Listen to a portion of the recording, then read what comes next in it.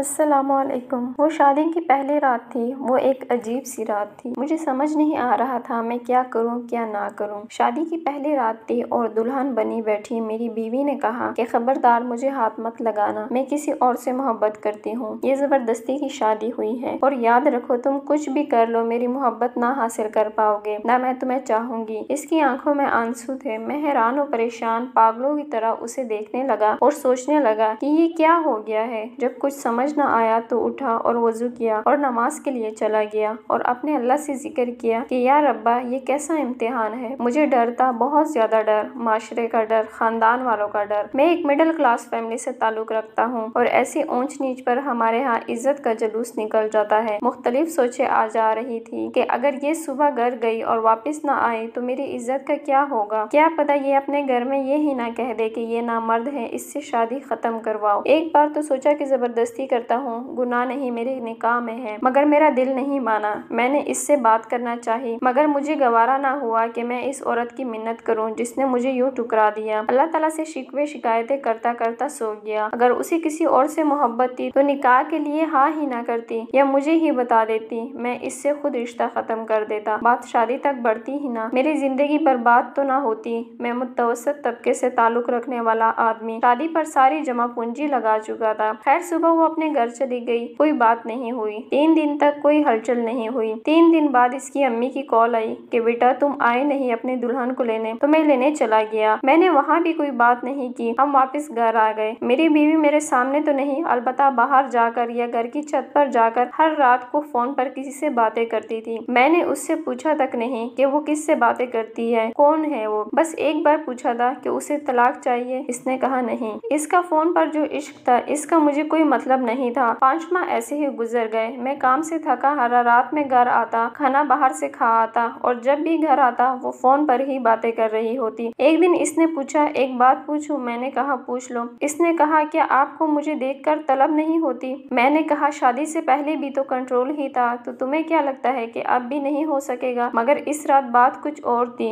میں سویا ہوا تھا کہ میرے موبائل کی گھنٹی بجی۔ فون میرے دوست کا تھا۔ اس نے مجھ سے کہا کہ تمہاری بیوی کسی اور مرد کے ساتھ فلانے ہوٹل پر بیٹھی ہے۔ مجھے پہلے تو یقین نہ آیا، لیکن جب اپنی بیوی کو گھر نہ پایا تو بے حد غصہ آیا، اتنا کہ مجھے اپنا دماغ پڑتا ہوا محسوس ہوا۔ میں نے اس کی عزت رکھی، کسی کو کچھ نہ بتایا، پر اس نے میری عزت نہ رکھی۔ میں ہوٹل کی طرف چل دیا، خود کو پرسکون رکھا۔ وہاں اس کو کسی غیر مرد کے ساتھ بیٹھا دیکھا تو آواز دی اور کہا کہ چلو گھر چلو۔ وہ چپ چاپ گھر آ گئی۔ گھر لا کر میں نے اسے انتہائی زوردار تھپڑ مارا کہ میری انگلیاں اس کے منہ پر چپ سی گئی اور اس کو بولا اب تم اپنے گھر دفع ہو جاؤ، آج سے میری طرف سے آزاد ہو، تمہیں طلاق چاہیے ہو تو کہہ دینا، مگر میرے ساتھ میرے گھر میں تم ہرگز نہیں رہ سکتی۔ وہ عورت یعنی میری بیوی آج بھی اپنے میکے میں ہے، طلاق نہیں مانگی اس نے، اور ہاں جس کی عشق میں وہ پاگل تھی اس نے اس کو اپنایا ہی نہیں اور اپنا مطلب نکال کر بھاگ گیا۔ ایک دن روتے ہوئے اس کی کال آئی تھی کہ مجھے اپنے نام سے محروم نہ کرنا، بس بھلے ہی مجھے اپنے پاس جگہ نہ دو لیکن طلاق مت دینا، بس ایک آخری خواہش پوری کر دو۔ میں نے اس کی خواہش کا احترام کیا، اس کو طلاق نہیں دی۔ اس کے بعد مجھے 3 سے 4 سال لگے خود کو نارمل انسان بنانے میں، عورت پر یقین کرنے میں کہ ہر عورت ایک جیسے نہیں ہوتی۔ پھر آخر میں نے دوسری عورت سے شادی کر لی۔ اب الحمدللہ میرے 3 بچے ہیں۔ میری یہ دوسری والی بیوی بہت ہی نیک نکلی۔ پتہ نہیں وہ 2-3 سال جو میں نے حوصلے سے گزارے اس کی وجہ سے اللہ نے انعام کی صورت میں دیا کہ میں اب تھوڑی سی بھی ہمدردی کو بہت بڑی بات سمجھنے لگا تھا۔ میں ذرا سا بھی پریشان ہو جاؤں تو میری بیوی کی نیندیں اڑ جاتی ہے۔ اس کو مجھ سے عشق کی حد تک پیار ہے اور بے انتہا عشق۔ میں ذرا کام سے دیر سے آؤں یا کچھ میسج نہ کروں تو پریشان ہو جاتی ہے، سائے کی طرح آگے